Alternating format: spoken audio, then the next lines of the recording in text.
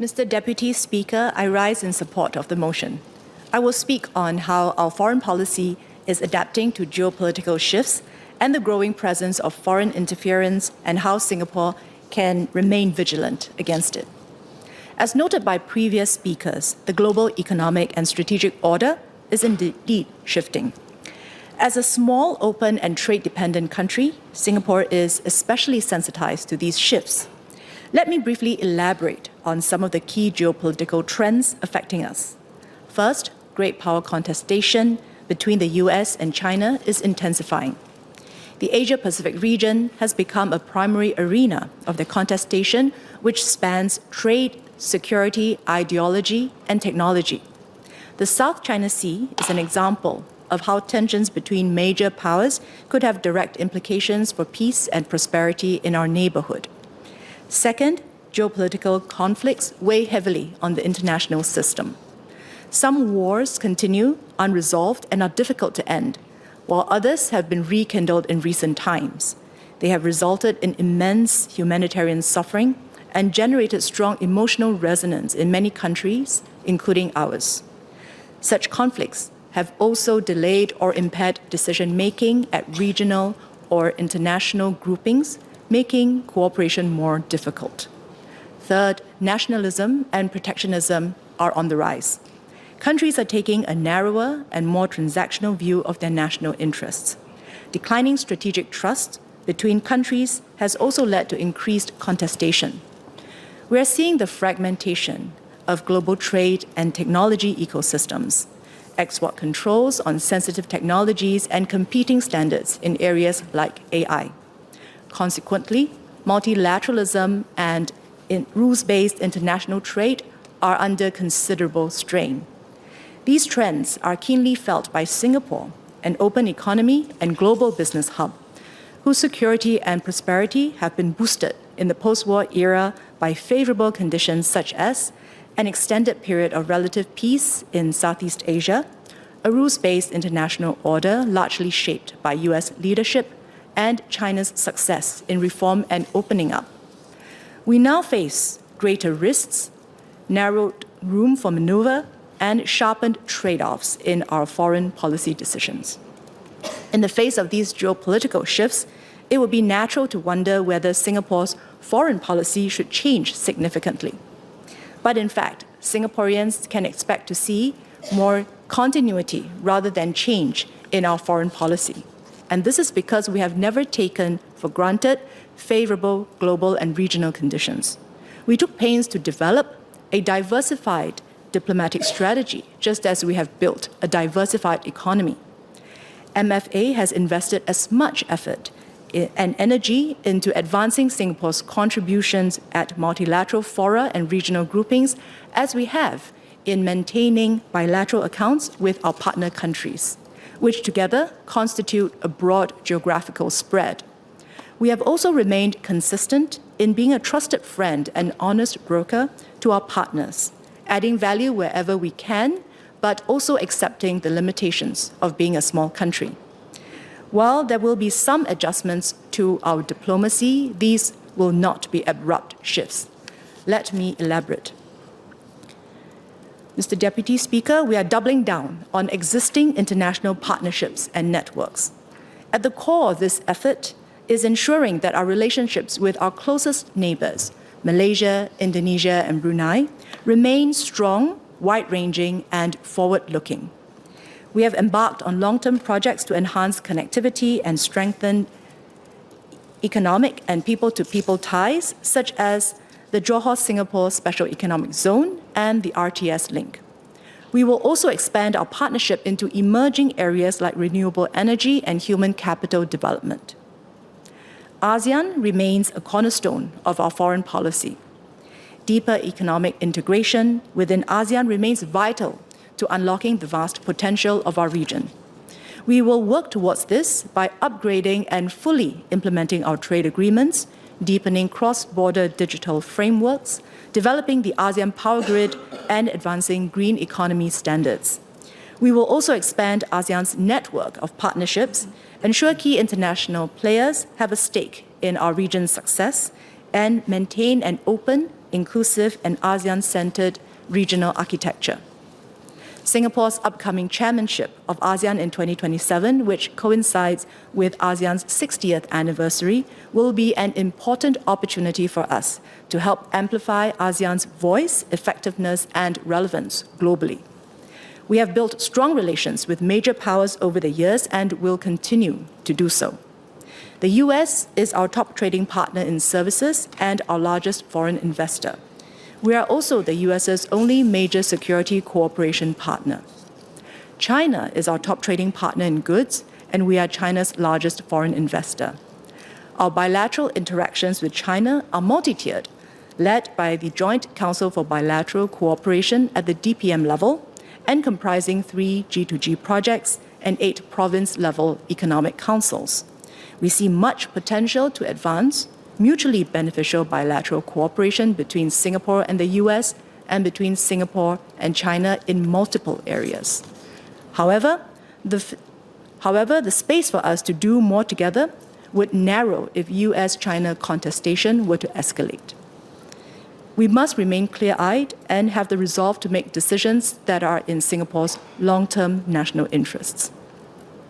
We have also been deepening strategic relationships with other partners, such as Japan, the ROK, India, the European Union, Australia, and New Zealand.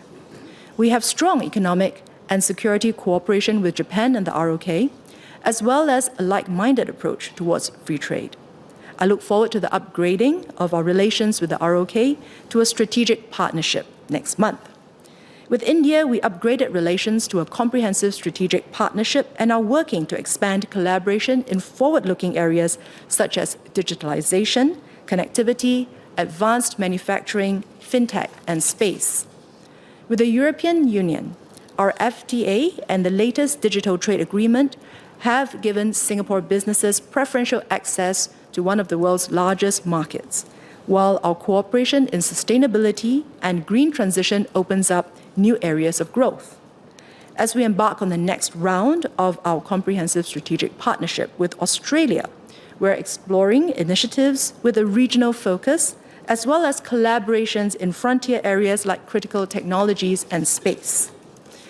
With New Zealand, we are upgrading our enhanced partnership to a comprehensive strategic partnership with significant initiatives across the defense, trade and economic, and supply chain and connectivity pillars. By anchoring trusted partnerships across different regions, we will reduce our exposure to volatility such as supply chain disruptions and strengthen our national resilience in key domains such as defense, energy, and technology, and continue to serve as a safe deposit box, not just for capital, but also technology and innovation, and be a trusted and secure node in the global network, where ideas, data, and partnerships are protected, nurtured, and scaled. Singapore has also been building new partnerships and networks with countries in emerging regions of growth, such as Africa, Central Asia, the Middle East, and South America, to avail our companies of new opportunities and partnership and nurture coalitions among the like-minded to pursue shared objectives. We are planning to open new diplomatic missions in Africa and Latin America in the coming years. In addition, through our Development Partnerships Directorate, MFA will enhance the Singapore Cooperation Programme, or SCP for short, to share Singapore's experience and best practices in areas where we have relevant strengths. This is part of our diplomatic toolkit to deepen relationships with partners. And when humanitarian crises strike, we will contribute where we can and seek to deliver practical assistance to alleviate the immense civilian suffering and displacement.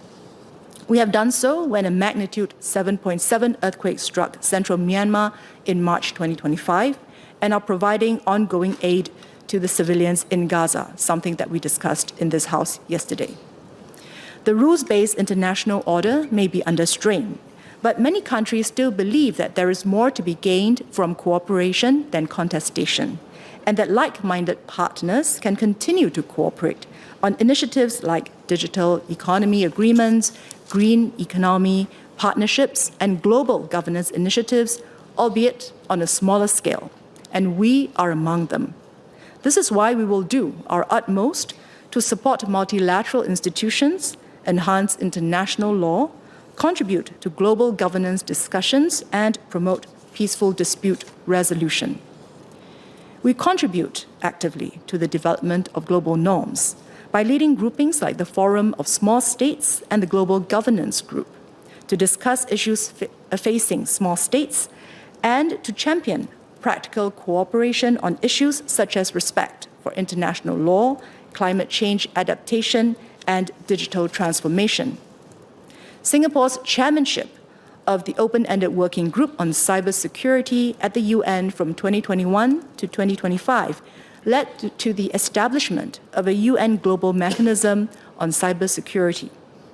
The agreement on marine biodiversity in areas beyond national jurisdiction, otherwise known as the BBNJ Agreement, successfully concluded under the leadership of Ambassador Rina Lee as president of the Intergovernmental Conference, has just crossed the threshold of 60 state ratifications and will soon enter into force.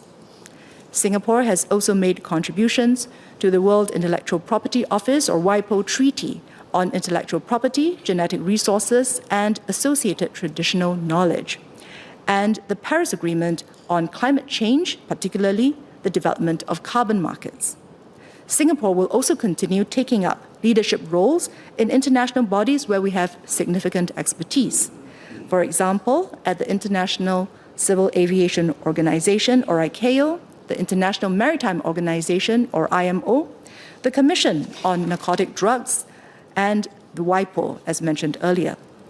To this end, the Singapore government has nominated Ambassador for International Law, Rina Lee, as a candidate for judge on the International Court of Justice, and Mr. Darren Tang for re-election as the Director General of WIPO, with both elections taking place in 2026. Mr. Deputy Speaker, I turn now to foreign interference and hybrid threats, an increasingly prominent feature in this contested global landscape. To be sure, countries have long interfered in other countries' domestic politics, overtly or covertly, to advance their own interests. This is not new. What is new is the landscape in which foreign actors conduct these operations. The ubiquitous digital environment and development of advanced digital tools have supercharged their ability to mount hostile information campaigns, or HICs, to advance their interests. By exploiting the internet, digital and social media, foreign actors can mount HICs at scale, speed, and precision. Colleagues may have heard of the Sprinter network, a complex web of fake accounts that spread disinformation on the war in Ukraine, manipulated public opinion, and amplified politically charged content. There is even disinformation for hire. In 2023, The Guardian uncovered a team of contractors that conduct disinformation operations for private companies, intelligence agencies, and political campaigns. With a diverse population that is highly digitally connected, Singapore is an attractive and vulnerable target. Last July, MHA had to issue account restriction directions under the Foreign Interference Countermeasures Act, or FICA, to block a network of social media accounts alleging that Singapore was in the pocket of a foreign actor and that the foreign actor was behind the selection of Singapore's fourth-generation leader. The network could have been used to mount other HICs against Singapore. In October 2024, the government blocked 10 websites set up by foreign actors masquerading as Singapore websites, including by using AI to generate content with local features. At the same time, traditional methods of interference continue apace through local and influential proxies. In 2024, the US arrested and charged a former CIA analyst for allegedly acting as an agent for a foreign country, while an Australian court convicted a businessman for secretly attempting to improperly influence an Australian federal minister through donations in order to advance the aims of a foreign power. Singapore is not immune to these examples of interference. MHA has therefore taken preventive measures, one of which was to define persons who are directly involved in Singapore's political processes, including members of parliament, and designating several other individuals as politically significant persons under FICA. Transparency requirements and reporting are imposed on these individuals. Foreign interference tactics will evolve and grow in sophistication. They touch on our everyday lives through what we see, hear, and read in an increasingly permeable info space. Our defenses must therefore grow stronger too. To this end, MHA plans to amend FICA to update and strengthen our levers to address foreign interference threats. Mr. Deputy Speaker, foreign interference aims to weaken the targeted country, for instance, by sowing division and internal strife. It could also aim to influence the targeted country's policies, including its foreign policy. Vigilance against foreign interference is therefore a shared concern of governments and foreign policy circles throughout the world. But this does not mean that we discourage the public from learning about and discussing foreign policy. On the contrary, we would like Singaporeans to continue being interested in and knowledgeable about global affairs because it affects our security and prosperity. MFA is stepping up engagement efforts with domestic audiences, including students, youths, and businesses, through closed-door dialogue sessions and workshops, to help Singaporeans better understand Singapore's operating context and foreign policy considerations. Even as we consume and exchange views on foreign policy, let us remain alert to the possibility of external attempts to influence our foreign policy by shaping our people's perception of it and support for it, through manipulating public sentiments, including through local opinion leaders, in addition to spreading misinformation and fake news. We encourage Singaporeans to be discerning about the news and messages we are constantly receiving, including on social media from a wide variety of sources. Always question what you see, hear, or read. Ask where the info came from. Is it true? And what is the intent? I would like to share a few scenarios where it would be particularly useful for Singaporeans to exercise more vigilance and remind others to do so too. First is where discussions grow emotional. Inflamed sentiments can hamper judgment and create rifts between groups of Singaporeans that are hard to repair, especially if topics like race and religion are involved. Let us maintain calm and mutual respect when discussing current affairs, including global developments. Second is where discussions center around which countries Singapore should be closer to, or which countries' lead Singapore should be following. Such chatter, though not uncommon, does not reflect how Singapore conducts our foreign policy. Those who find themselves in such conversations could gently remind their friends and associates that Singapore bases our foreign policy on our national interests. Third is where leaders of local institutions and groupings and those with a following find themselves commenting publicly on international developments. In such instances, it would be useful to consider the content carefully beforehand and check if it can be construed to mean anything other than the view of a Singaporean who is well-versed in Singapore's national interests. Mr. Deputy Speaker, over the past weekend, I spoke to a group of mostly young people who attended a workshop that unpacks how foreign actors might seek to interfere in another nation's policies against that nation's interests.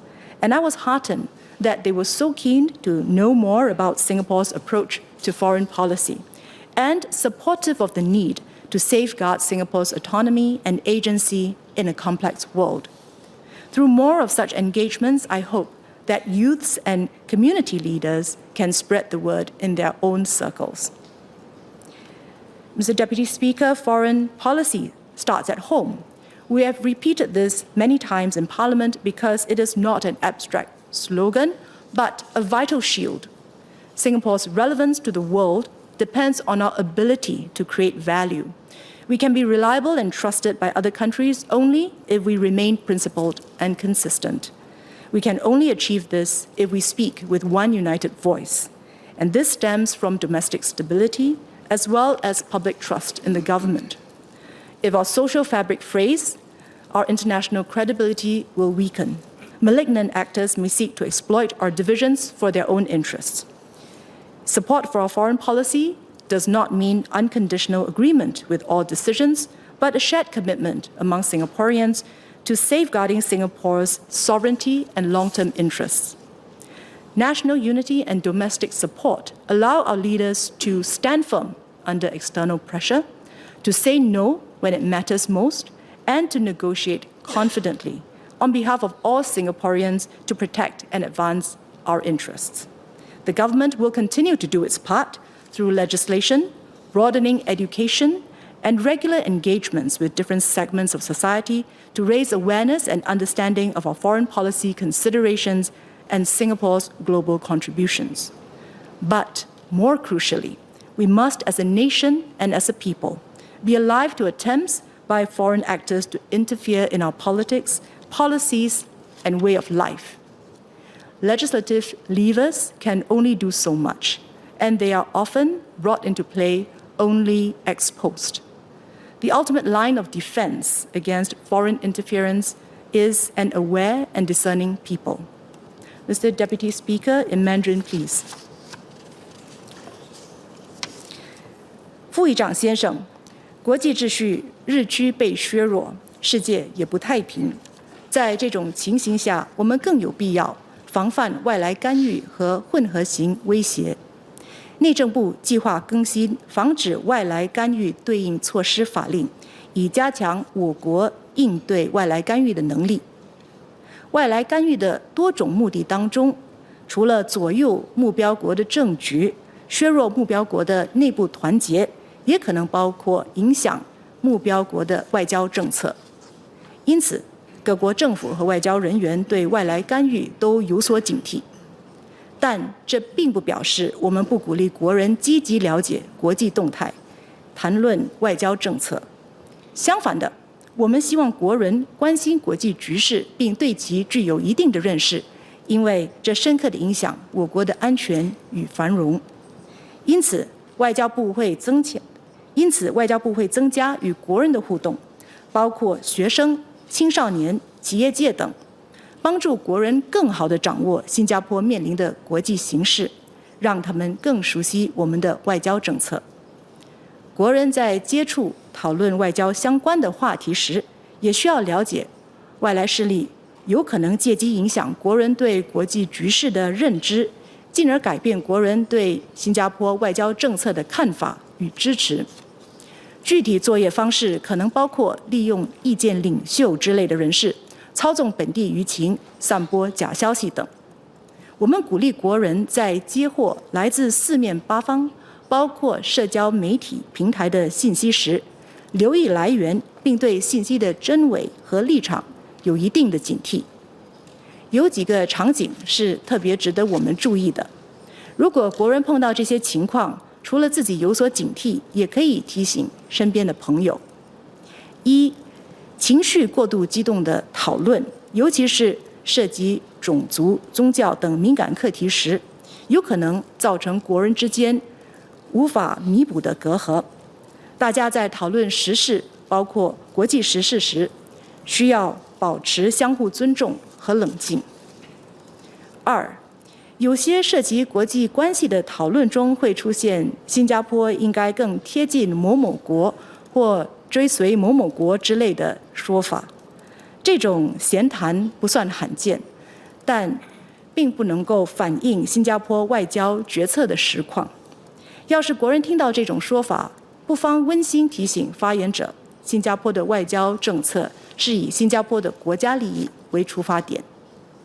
三、社团、商团领袖或意见领袖有时会针对国际时事公开发表感想或分析。在这种情形下，发言者可以事先仔细考虑内容，看看体现出来的观点是否属于一个充分掌握新加坡国家利益的新加坡人。副议长先生，外交始于国内这句话不是抽象的标语，而代表了对新加坡至关重要的防护盾。新加坡如果希望继续享有其他国家的信任和友谊，就必须保持言行一致，坚持原则。我国社会的稳定以及政府与人民之间的互信，允许我们在国际上展现团结坚定的姿态。